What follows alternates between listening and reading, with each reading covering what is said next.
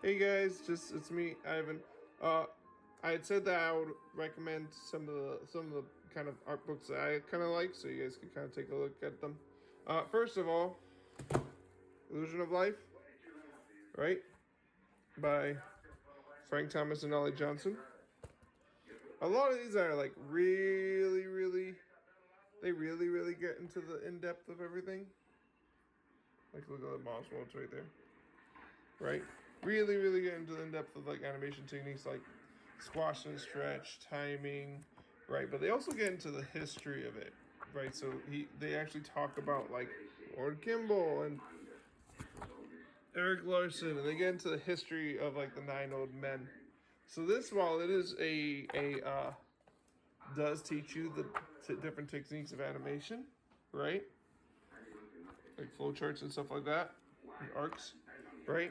It also gives you a bit of the history of animation. So that's what's good about that one. Obviously, like what we're saying, the Animator Survivals Kit. This is just crash course on animation. You know, timing, right? Arcs, exaggeration. Pretty much everything you kind of want to know.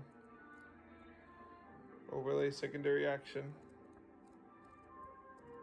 Pretty much everything.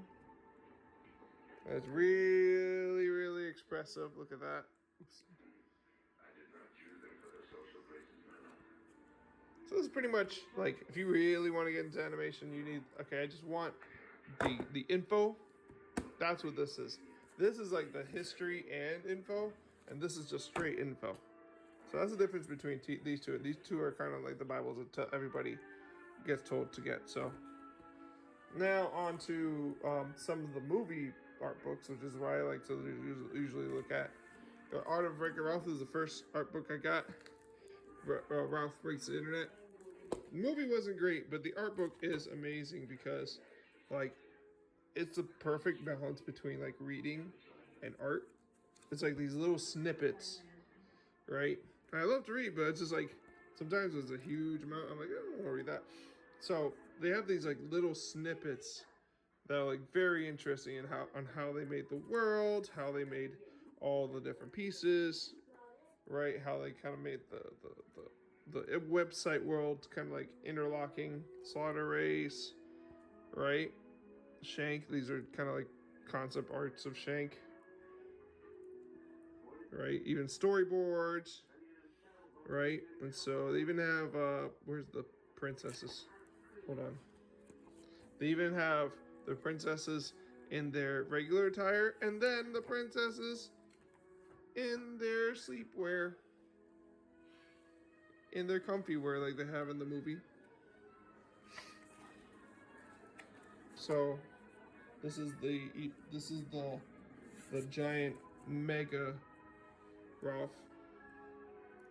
But anyways, that's one.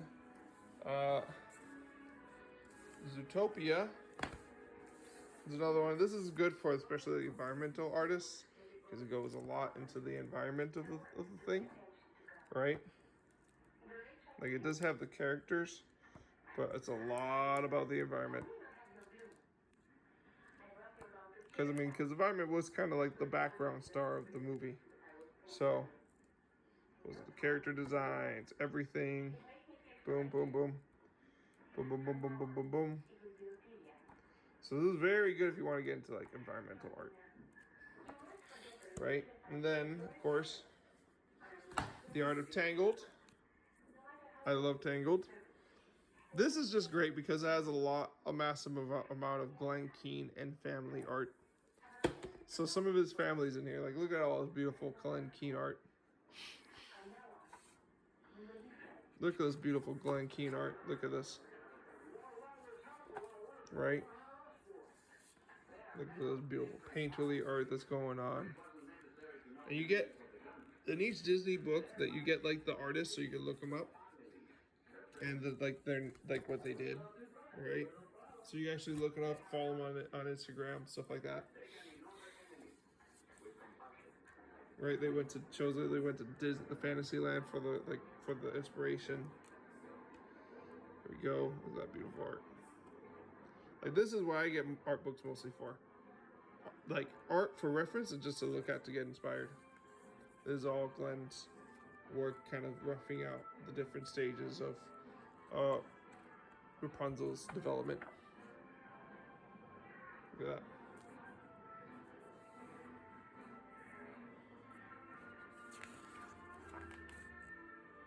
Look at that.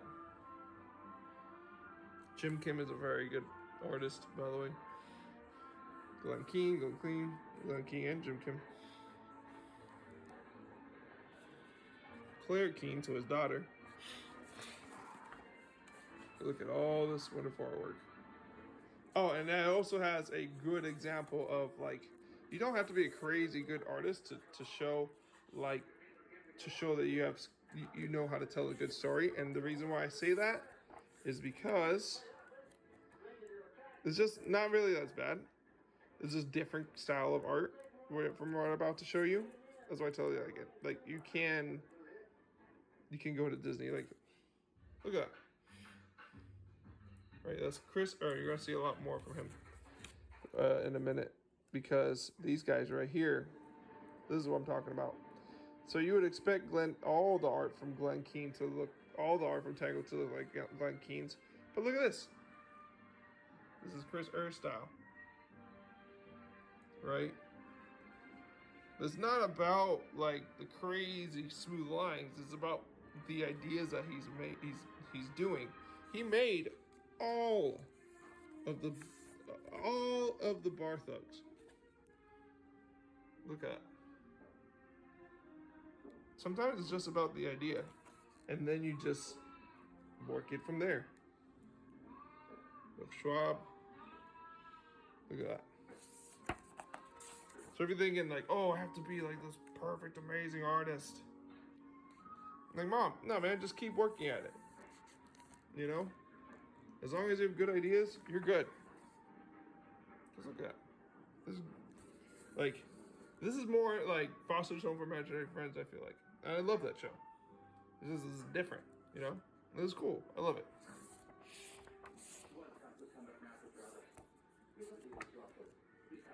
Anyways, next one. If you're into game development, Legend of Zelda, Korean Champion, goes over everything. Kind of development of Link's thing for this time, and also really weird Links, like Link with a guitar, and Link with a with a motorcycle, which he ended up getting. There's a guitar Link. This is supposed to be like a modern Link, and there was gonna be like UFOs and stuff, and they scrapped that. And there's our OG. Oh, there's the new OG. Right? Even shows like how they came up with some of the character posters, stuff like that. And then like every single item in the game gets a page. Like every single weapon in the game gets a page. And clothing. So if you really want to get into like game development art, this is it. Because it literally does like every single thing. The dragons, all the enemies, right?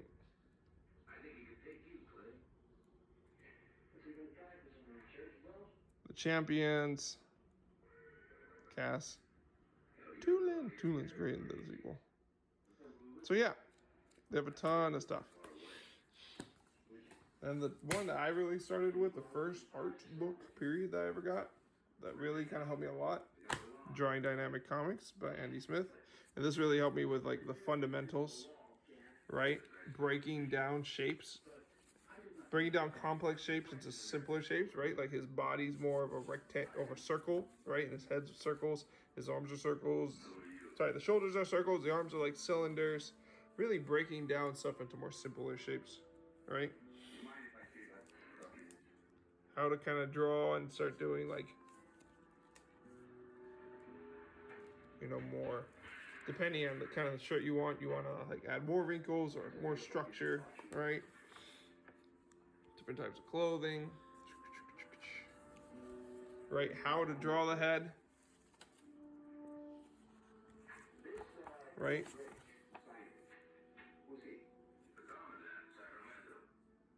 Female head, profile, male profile, right? Female profile, male 3/4 view, which is what I was telling you to do Mind Quest. See how this eye's kind of narrow, this eye's kind of narrower than that guy. How this guy's wider. See, that gives you the 3/4 view. See that? So this guy's kind of like thinner, but that gives you that 3D effect. See that? That's what I'm talking about. Noses. It really breaks it down.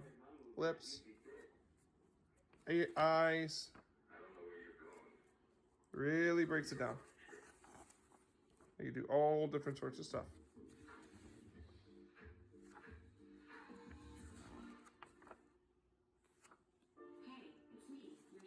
It is made by a comic book artist, so I apologize about the way he draws ladies in some of these pages. I ripped out like a lot of the bad ones.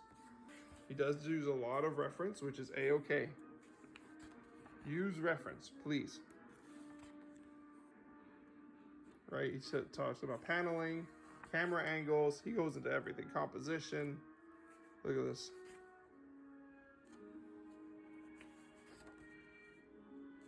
Pacing, everything. He draws the same character in different styles, which is really cool. Kind of a character sheet. Everything, using different tools, inking. He goes into the whole comic book process. Anyways.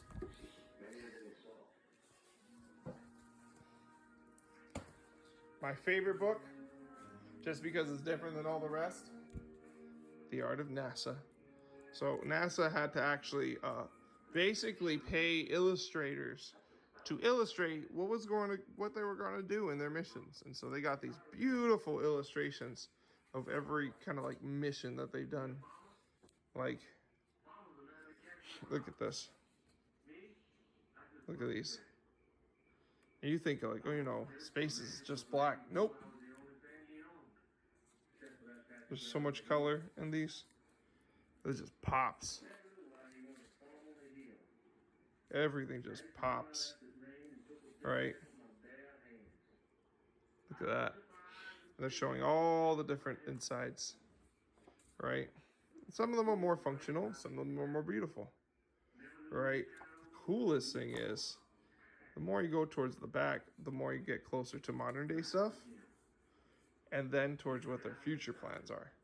And the future plans are where it goes crazy. Hold on. Look at that. Right? Future plans are where it goes crazy cuckoo. Because future plans start getting into like ring worlds. And hold on, let me put this on a flat surface here. Like, look at that. Look at that. That's what they're thinking of in the future. Like satellite space stuff where you could travel. Obviously, Jesus will come back before then. But still, like, look at that. The whole world kind of like going around the satellite. Which is crazy. Look at that. Let's pull up a little bit so you guys can see all that. Look at that. That's really cool. Anyways. Yeah, these are the ones I kind of recommend. Just because either they're different, or they go over basics, or they go over like specific things like environmental or character or animation or game development. So that's kind of my collection. I have more, so if you guys want me to do like another little video, we can do that.